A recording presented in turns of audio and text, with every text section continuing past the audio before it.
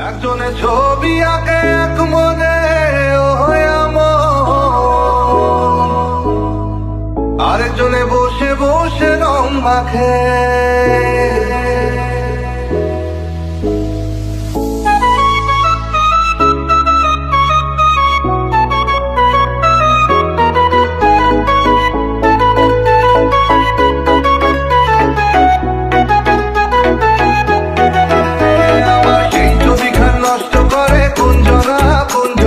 সেই ছবি